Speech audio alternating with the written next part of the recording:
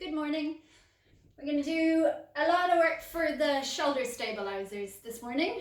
So thinking about those rotator cuff muscles, feeding down into the lats, your big swimming muscles, and then also to open the chest, stretching those pecs and getting a little bit of mobility work as well. Okay, so just make sure you've got a little bit of space at the front of your mat so it's not all the way up against a wall. We're going to have the hands on the floor shortly. So starting like last week with your cat stretch, relax your feet. Find a little bit of natural hollow in your lower back. And think about lifting your chest up and away from your mat so that your shoulder blades can spread apart on your back. You're going to tilt the pelvis, lifting your pubic bone, dropping your tailbone, rounding the spine.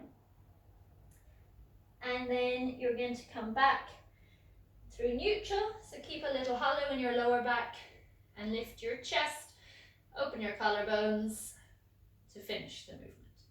So again, round the spine, let your head drop, pull your nose to your tailbone, and then back through neutral and extend that thoracic spine.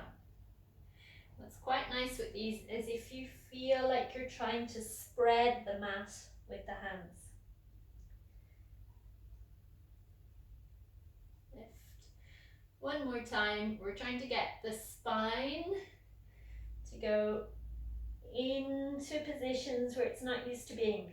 Okay, lumbar spine loves to extend. We're trying to get it to flex. Thoracic spine loves to flex.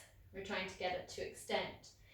So come back to neutral, which is the natural curvatures of the spine. Little hollow in your lower back. You're going to allow your chest to drop down and feel what happens with your shoulder blades. And then lift your chest up. And again, tune into what's happening in the shoulders. As you lift, think about the back of the throat going up to the ceiling. So lowering and lifting. We're working your serratus anterior, often neglected muscle, underneath that shoulder blade, or each shoulder blade. One more time. Good. So from here, you keep spreading those shoulders across your rib cage. Straighten your right leg back behind you. Tuck the toes under. And feel like you're pressing your hamstring up to the ceiling. Okay, you should then get a nice connection into the lower abs, and you're going to bring the right leg back to join it. So you're in your front plank position. You're lifting your chest up between your shoulder blades. You're spreading your hands apart on the mat. Elbows are soft. We're going to do a little hinge. So you're going to hinge back through the heels and then hinge forwards so the shoulders come over the wrists. Okay, so you keep your plank position and you're just moving through the shoulders and the ankle joint. Keep pressing the backs of the thighs up to the ceiling. Keep pulling your tailbone down between your heels. 3 more. Back of the head to the ceiling, lengthen out through the crown of the head. Last 2.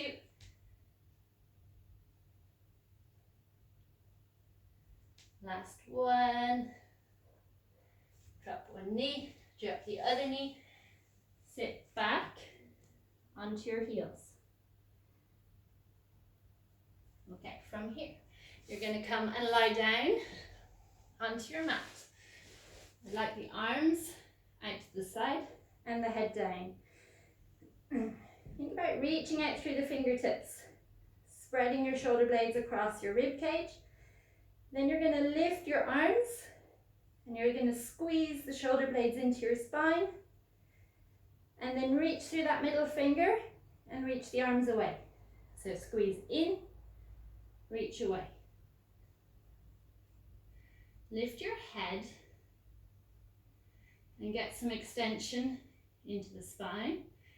We're trying to just isolate that movement in the shoulder blades. 2 more. Last one. Bring the arms in front and ideally onto the floor. Okay, so move forwards a little bit so you can have at least the forearm on the floor. Hands shoulder width apart. Head down to start with. Walk the hands away, let your shoulders lift up to your ears. And then begin sliding the shoulder blades down your back as the arms pull in towards you and you peel up and off your mat.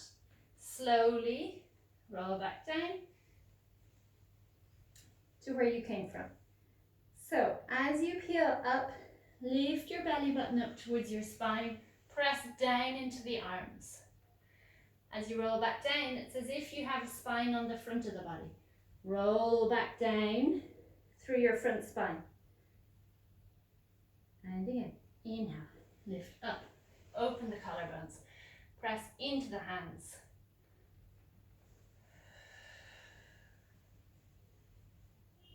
Two more. Front of the pelvis needs to be heavy. Feet at least as wide as your hips. Shoulder blades down your back.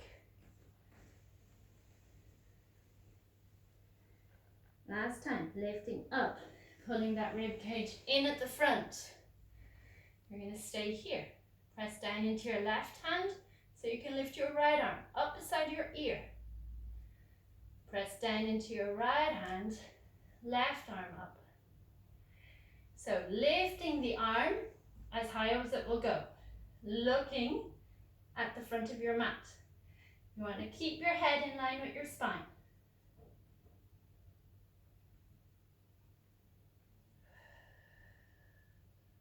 Three more. Just notice if there's a difference between sides. There definitely is for me. So less range is often the case on the dominant arm, okay? Just because it tightens from overuse. So bring your arms back, fold them in under your forehead, rock the hips gently from one side to the other, and then press into your hands and sit all the way back. Take a pause for a second. Ideally, your bum's on your heels, but if the quads are tight, it might not be. So don't worry if that's the case. Walk the hands, it's another day's work. Walk the hands over to the left. Right hand goes on top of the left hand. Come down with the head and take some nice deep breaths into the right side of the rib cage. Stretching those big latissimus dorsi muscles back to the center, over to the other side. Ideally, you stay here for at least 30 seconds. Okay, so take some time to do this. We're not going to stay there for that amount of time today. You're coming on to your elbow next. Okay, so back to that stabilizing work. You're going to have your top foot in front of your bottom foot, both legs long. Feel like you're pulling that elbow into the hip. You're going to lift, hand up to the ceiling, and then you're going to lift higher and bring the hand over the ear. And then you're going to lower, but not all the way down. And then lift again. So you're side bending your spine. You come back to straight spine. You lift back up into side bend. Two more like that.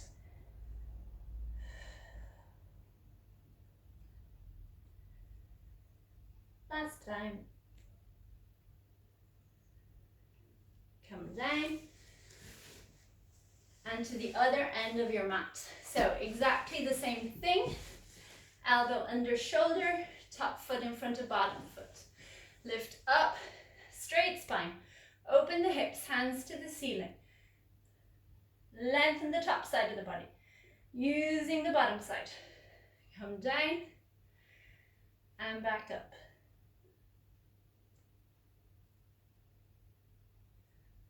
So a bit of mobility work for that top shoulder, stability for the bottom one.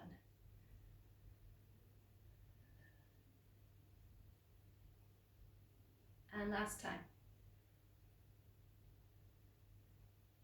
Okay, last bit of stability work, and then we'll do a little bit of mobility before we finish. Hands behind, okay, whichever way you prefer to have them, okay. This way, your head of your humerus will be internally rotated.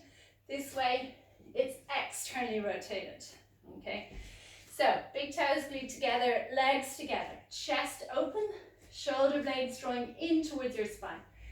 Breathe out to lift up and open the hips. And breathe in to lower back down. So there's a lot going on with this exercise. Lift your chest to your ceiling. Think about it as a way to open the front of the body as you strengthen all of that back line of the body. Lift up and out of the shoulders. Connect the shoulder blades down into your back pockets as you lift. Last time.